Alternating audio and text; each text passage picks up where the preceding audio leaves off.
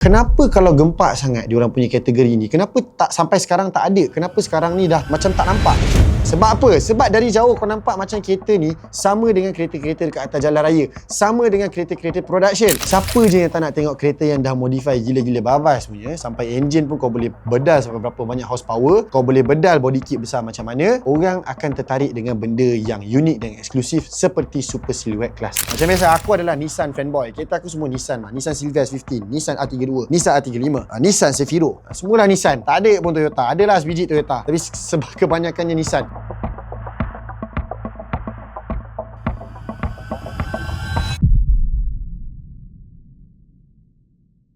Korang pernah tak tengok kereta ni?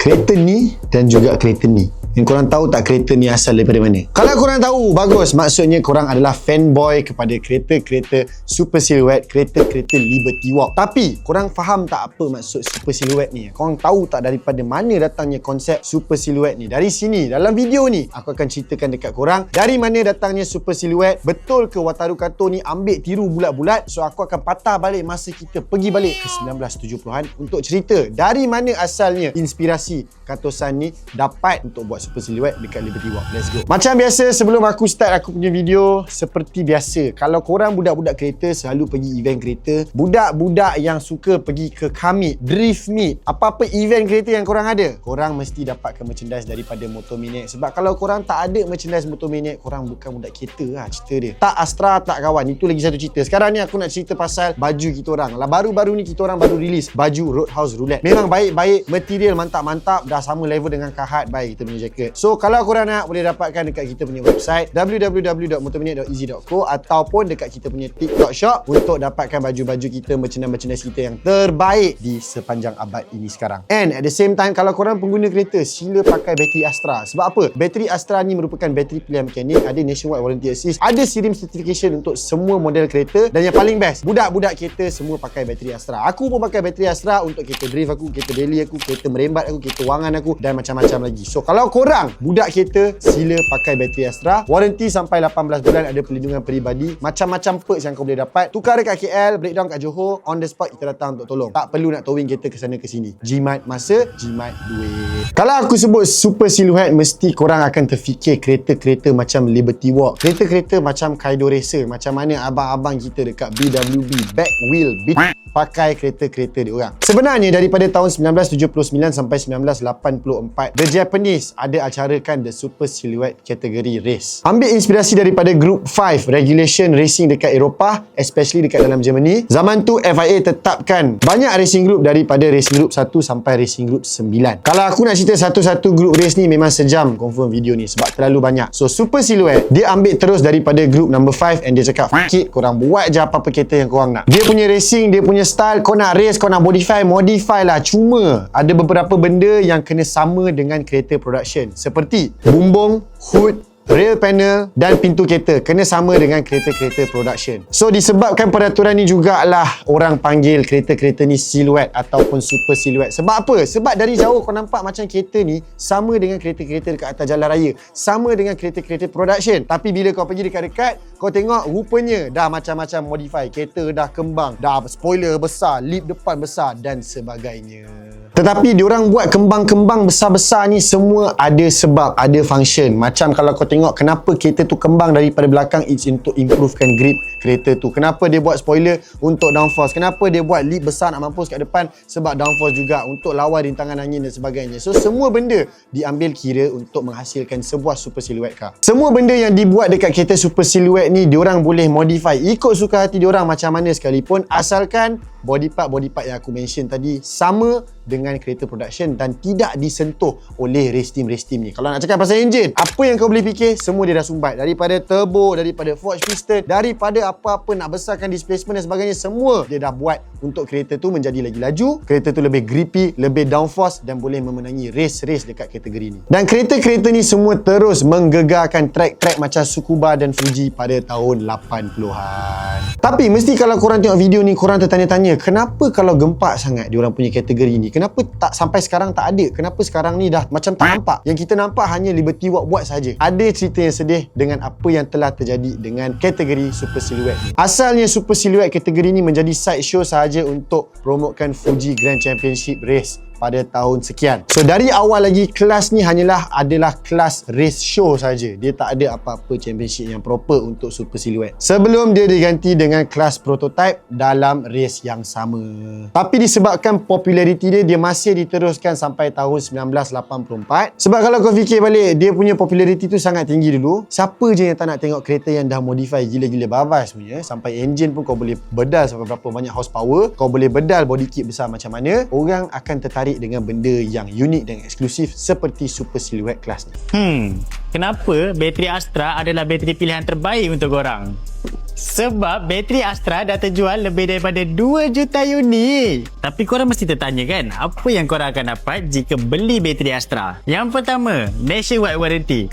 Tak kisahlah korang beli dekat Johor tapi tiba-tiba bateri korang kong dekat Kelantan. Jangan risau, satu Malaysia kita orang cover. Yang kedua, bateri Astra ni adalah bateri yang pertama yang diiktiraf sendiri untuk semua model kereta. So, dah confirm lah selamat untuk digunakan. Dan yang ketiga, ini paling best. Kalau korang beli bateri Astra, korang akan dapat auto percuma, perlindungan kemalangan peribadi sehingga rem RM7,000. Banyak kan kelebihan Astra ni? So, tunggu apa lagi? Cepat, beli bateri Astra sekarang. Astra, bateri pilihan mekanik.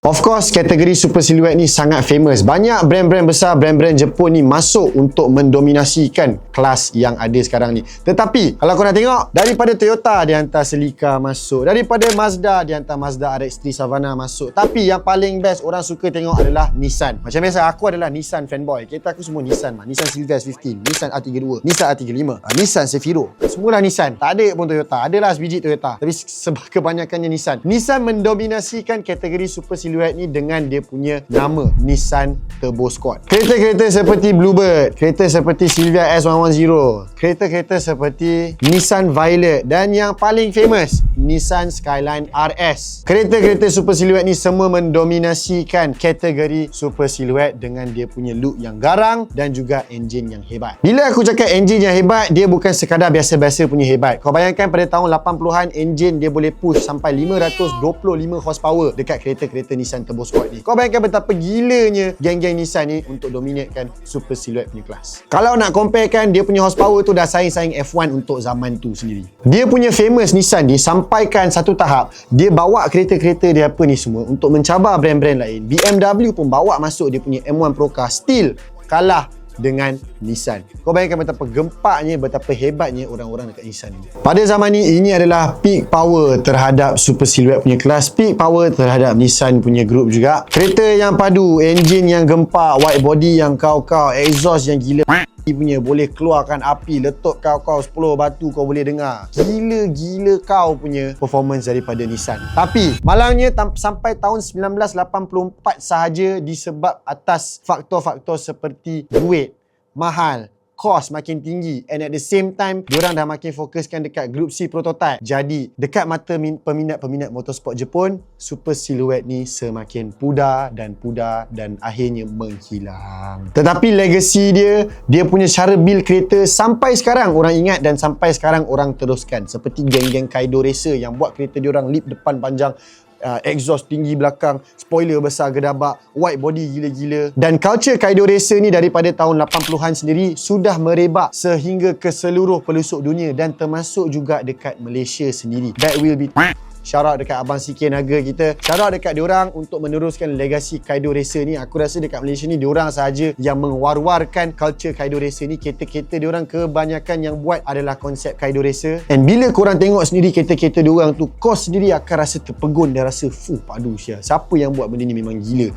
And much respect to diorang yang menaikkan legasi Kaido Racer dan juga Super Silhouette ni. Satu lagi contoh yang sangat keras kalau kau tengok mengambil inspirasi daripada Super Silhouette ataupun Kaido ni adalah Wataru Kato sendiri. Kereta-kereta Liberty Walk kebanyakannya adalah Super Silhouette punya style. Kau tengok R32 Kaido style. Kau tengok daripada R34 Super Silhouette, S15 pun Super Silhouette. Aku sendiri pernah tengok depan mata aku satu dekat Tokyo Auto Saloon, and at the same time lagi satu baru-baru ni dekat Malaysia sendiri dah ada the first Nissan Silvia S15 Super Silhouette Liberty Walk. Brother Arwin kita, shout out Brother Arwin kita yang berada dekat Sabah. Kita pergi hari tu, satu hari kita datang tengok shoot and tengok dia punya reveal kereta tu, betapa gempaknya kereta S15 Super Silhouette Arwin kita. So aku rasa itu sahaja inspirasi macam mana Wataru Kato daripada Liberty Walk mengambil inspirasi untuk nama Super Silhouette tu. Memang sebenarnya Super Silhouette tu ada nama dia daripada tahun 70 ke 80 tu, and atas sebab-sebab yang aku dah ceritakan kat korang. So kalau korang ada apa-apa topik yang seterusnya, sila komen dekat bawah. And at the same time, kalau korang nak beli merchandise budak-budak kereta, sila pergi ke website kita www.motomaniac.easy.co. Macam-macam baju, outerwear, innerwear, cap, stiker, keychain, semua ada. And at the same time, follow kita on all of our socials, Instagram, TikTok,